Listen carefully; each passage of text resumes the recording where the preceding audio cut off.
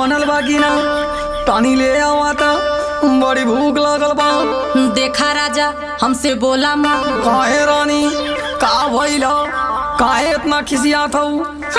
जाई होने जी आज रउआ से ना बोलब हम। जबले बोलबू ना तू हवा से नहीं डोलब हम। राजा हो तोह के तब से अपने चिंता रहेला। जबले देखी ना तोह के मन बेचैन रहेला। जाई होने हटी ढेर मस्का ना लगाई जी। देखी पतनी जी हमके ऐसे ना भगाई जी।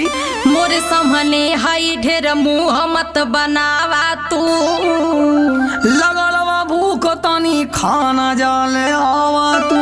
झूठा तारीफ हमके तनिको निक न लागेला। रानी गुस्सा में तोहर चेहरा क्यूट लागेला। मीठी मीठी बात में तू हमके बहकावना। हर का तोहर मांग है हमार रानी हो, तनी हमके तू आज बतावा ना। तो सुनी सुनावा। तनी करा राजा हमारो फिकिरिया। तू त दिन भर रहेला बहरिया। देखी खटाला पदे भइल करिया। सुन में हरी के बात ये समरिया। और मरद के बात नहीं बुझतारू हो, नहीं बुझतारू हो। छोटी छोटी बतिया पर खुजतारू हो, अरे खुजतारू हो। काहे सुनार को धनिया रू सहतारू हो। भैया के भौजी काहे हूँ सहतारू हो। हियो अरे करे जाओ तनी मान जा। ले आइला जब से तब से घर ही में सड़त बानी। अरे रानी तोहरी बदे सब करत बानी। राजा मोरे मन के साथ बोला कहिया पूरी हो। होके दा पैसा तो के ले चलब मसूरी हो। देख तो हई कबले पैसा तोहरे होला हो। न हो विश्वास तो हई जेब मोर टोला हो। हमारे जिंदगी राजा नाश कैले बाड़ा तू। अरे रानिया मोरी पैता न मत बिगड़ तू। कब पूछला मुझसे कि मोर मन का कहेला। तोहर ध्यान बस हमारी ऊपर रहेला। राजा हम आज तोह के खाए के न देबे हो।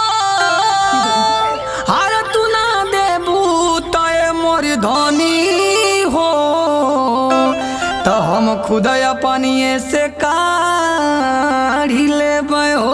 अरे बनल रही तब न काढ़ लेबा। का? हाँ काहे फूलल बा मुँह तनी हंसना, सब देह बलिया के तरसना।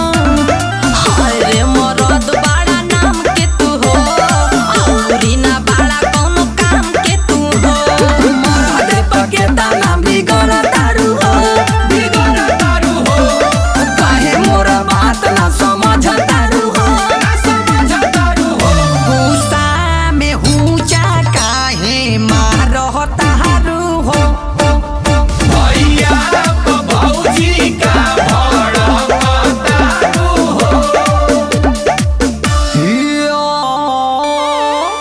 बलमुआ हो तनी सुनाना। तू जवन चीज के काबू तोहार हो जाई। राजा तब जाई मार्केट से कुछ ले आई।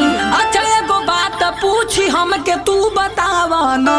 देखा अब बात में हमके तू उलझावाना।